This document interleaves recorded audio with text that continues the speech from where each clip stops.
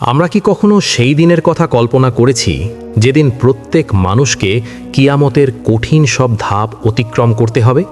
সেই দিন যখন মানুষের হৃদয় কাঁপতে থাকবে, চোখগুলো ভয়ে স্থির হয়ে যাবে। সেই ভয়ঙ্কর মুহূর্ত যখন আমাদের সামনে উপস্থিত হবে পুলস সিরাত, যা তলোয়ারের ধার থেকেও বেশি ধারালো আর চুলের থেকেও সূক্ষ্ম। আমরা কি জানি সেই পুলস সিরাত দিয়ে সবার আগে কে অতিক্রম করবেন? কারা হবেন তারা যারা নিজেদের উম্মতের জন্য পথ সহজ করে দেবেন? আমাদের প্রিয় নবী হজরত মোহাম্মদ সাল্লাল্লাহু আলাইহি ওয়াসাল্লাম কি তার উম্মতের জন্য সাফায়াত করতে করতে পুলস সিরাত অতিক্রম করবেন? এটি এমন এক ধাপ যা প্রত্যেক মানুষকেই অতিক্রম করতে হবে, যেখানে কেবল ঈমান, আমল আর আল্লাহ তাআলার রহমতই হবে মুক্তির একমাত্র উপায়। হে দর্শকবৃন্দু, যখন সিংগায় ফুঁক দেওয়া হবে তখন মানুষ তাদের কবর থেকে বেরিয়ে নিজেদের রবের দিকে দৌড়াতে থাকবে। তারা বলবে, হায় আফসোস, আমাদের কবর থেকে কে আমাদের উঠিয়ে দিল? কিয়ামতের দিন একজন বাবা তার ছেলেকে ছেড়ে দেবে আর নিজের মুক্তির চিন্তায় ব্যস্ত থাকবে। একজন স্ত্রী তার স্বামী থেকে দূরে সরে যাবে আর নিজেকে বাঁচানোর চেষ্টা করবে। একজন ভাই তার বোনকে চিনতে অস্বীকার করবে, কারণ সেদিন প্রত্যেকেই থাকবে শুধু নিজের চিন্তায়। চারদিকে থাকবে নাফসি নাফসি, আমি আমি, এই অবস্থা। মানুষ নিজেদের ঘামে ডুবে যাবে। কেউ থাকবে টাকনো পর্যন্ত ঘামে, কেউ হাঁটু পর্যন্ত, কেউ কোমর পর্যন্ত, আর কেউ বা গলা পর্যন্ত ঘামে ডুবে থাকবে। সব কিছুই হবে মানুষের আমলের অনুপাতে। সূর্য মানুষের মাথার একেবারে কাছে চলে আসবে। তার প্রচণ্ড উত্তাপে মানুষের অবস্থা হবে ভয়াবহ। কিন্তু সেই ভয়ঙ্কর ময়দানেই এক মহান সত্তা সবাইকে লক্ষ্য করে আহ্বান জানাবেন। তিনি আমাদের দুজাহানের সর্দার হজরত মুহাম্মদ সাল্লাল্লাহু আলাইহি ওয়াসাল্লাম, যার পবিত্র জবান থেকে উচ্চারিত হবে এই কথা, হে আমার রব, আমার উম্মতকে ক্ষমা করে দিন, আমার উম্মতের গুনাহ মাফ করে দিন। হুজুর সাল্লাল্লাহু আলাইহি ওয়াসাল্লাম আল্লাহ তাআলার কাছে সুপারিশ করবেন, আর তারপর শুরু হবে হিসাব নিকাশ। সেদিন কোনো জুলুম হবে না, প্রত্যেক মানুষকে তার আমলের পূর্ণ প্রতিদান দেওয়া হবে। সবার আগে যে প্রশ্নটি করা হবে তা হবে নামাজ সম্পর্কে।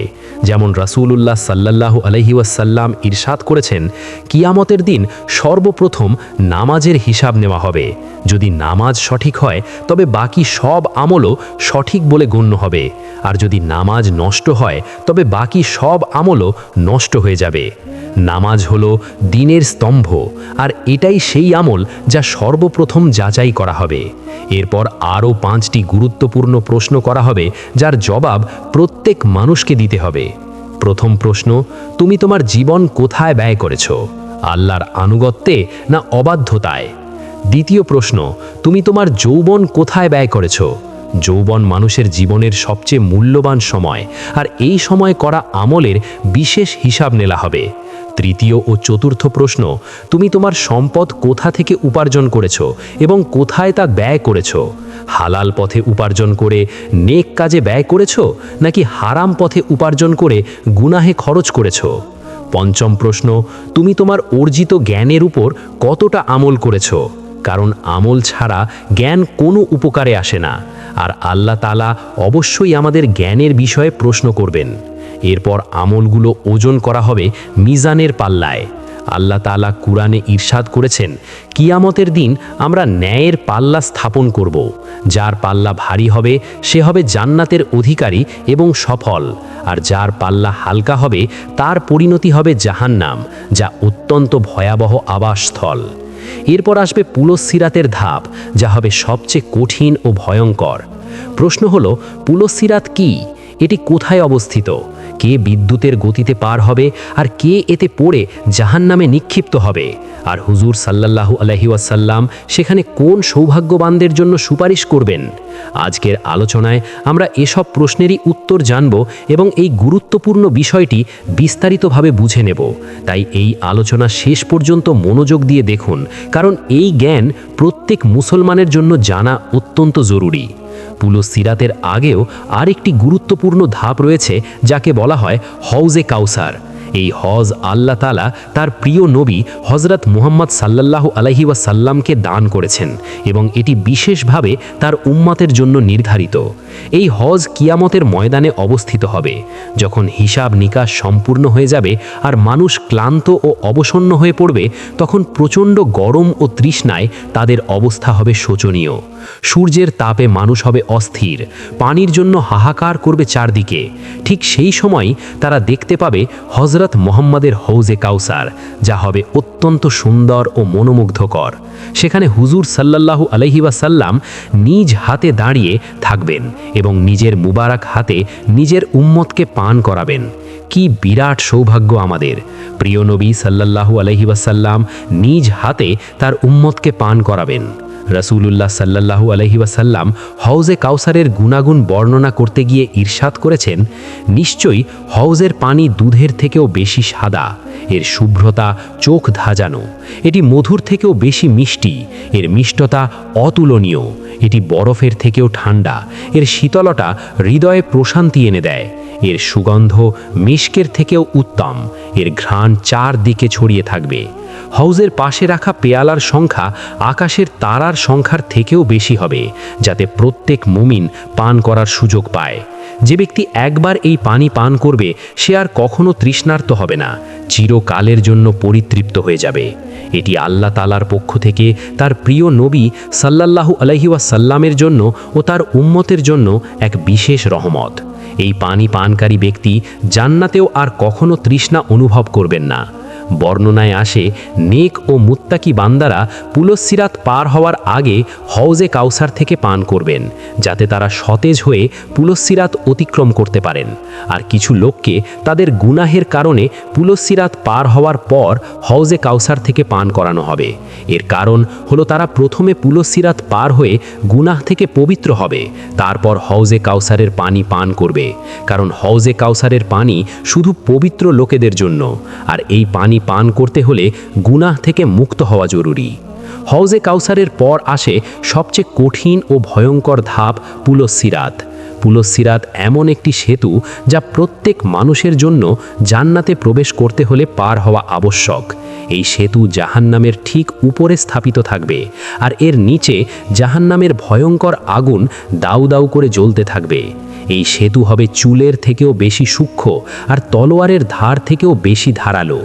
এর উপর দিয়ে চলা হবে অত্যন্ত কঠিন, আর কেবল আল্লাহ তাআলার সাহায্যেই কেউ এই সেতু পার হতে পারবে। হজরত আবু সাঈদ খুদরি রাদি বর্ণনা করেন, সাহাবায়ে কেরাম রাসূলুল্লাহ সাল্লাল্লাহু আলাইহি ওয়াসাল্লামের কাছে আরজ করলেন, ইয়া রাসূলাল্লাহ, পুলসিরাত কেমন হবে? আমাদেরকে সে সম্পর্কে জানিয়ে দিন, যাতে আমরা তার জন্য প্রস্তুতি নিতে পারি। তখন রাসূলুল্লাহ সাল্লাল্লাহু আলাইহি ওয়াসাল্লাম ইরশাদ করলেন, এটি হবে পা পিছলে যাওয়ার জায়গা, যেখানে পা স্থির রাখা কঠিন হবে। সেখানে থাকবে কাঁটা ও হুকের মতো জিনিস, যা চলার সময় মানুষকে আঁকড়ে ধরবে। যেমন নজদ অঞ্চলে এক ধরনের কাঁটা পাওয়া যায় যাকে সাদান বলা হয়, যার ডগা বাঁকা হয় আর কাছে গেলেই ধরে ফেলে। ঠিক তেমনি পুলসিরাতে কাঁটা থাকবে, যা গুনাহগারদের আঁকড়ে ধরবে। মুমিনরা এই সেতু পার করবেই ঠিকই, কিন্তু সবার গতি একরকম হবে না। প্রত্যেকের গতি হবে তার ঈমান ও আমলের উপর নির্ভরশীল। কেউ চোখের পলকে পার হয়ে যাবে, তারা বুঝতেই পারবে না কবে সেতু পার হয়ে গেছে। কেউ বিদ্যুতের গতিতে পার হবে আর মুহূর্তের মধ্যেই জান্নাতে পৌঁছে যাবে। কেউ পাখির মতো উড়ে পার হবে, কেউ দ্রুতগামী ঘোড়ার মতো ছুটে যাবে, আর কেউ উটের মতো ধীরে ধীরে পার হবে। এই গতি পার্থক্যের একমাত্র কারণ হবে মানুষের আমল। যার আমল যত ভালো হবে তার গতি তত দ্রুত হবে। কিছু মানুষ আল্লাহর ফজলে সহজেই পার হয়ে যাবে, তাদের কোনো কষ্টই হবে না। কিছু মানুষ আঘাতপ্রাপ্ত হবে, কষ্টে কষ্টে এগোবে, কিন্তু শেষ পর্যন্ত পার হয়ে যাবে। আর কিছু দুর্ভাগা মানুষ আঘাত পেয়ে ভারসাম্য হারাবে এবং জাহান্নামে পতিত হবে। আল্লাহ তাআলা আমাদের সবাইকে এই পরিণতি থেকে রক্ষা করুন।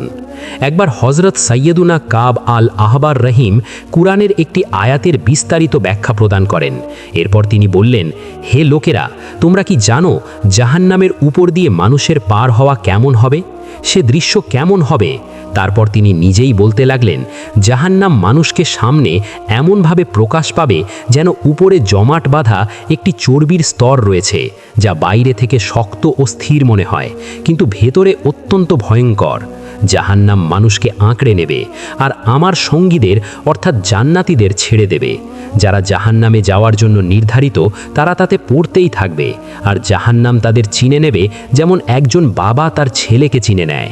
এখানে কোনো ভুল হবে না, প্রত্যেক ব্যক্তি তার নির্ধারিত স্থানে পৌঁছে দেওয়া হবে। মুমিন ও সত্যবাদীরা এই সেতু এত সহজে পার হয়ে যাবে যে তাদের কাপড়ে পর্যন্ত দাগ লাগবে না, তারা সম্পূর্ণ নিরাপদে জান্নাতে প্রবেশ করবে। একটি গুরুত্বপূর্ণ বিষয় মনে রাখবে, পুলসিরাত সবার জন্য চুলের থেকেও সূক্ষ্ম হবে না। যাদের জন্য আল্লাহ তাআলা চাইবেন তাদের জন্য এই সেতু হবে খোলা ও প্রশস্ত উপত্যকার মতো, যার উপর দিয়ে চলা হবে সহজ। হজরত সৈয়দুনা সঈদ ইবনে আব হিলাল রহিম বলেন, আমার কাছে এমন একটি বর্ণনা পৌঁছেছে যে কিয়ামতের দিন কিছু গুনাহগার মানুষের জন্য পুলসিরাত হবে চুলের থেকেও বেশি সূক্ষ্ম, আর তাদের জন্য তা পার হওয়া হবে অত্যন্ত কঠিন। অন্যদিকে কিছু নেককার মানুষের জন্য এই পুলসিরাত হবে একটি প্রশস্ত উপত্যকার মতো, যার উপর দিয়ে তারা অনায়াসে হেঁটে যাবে।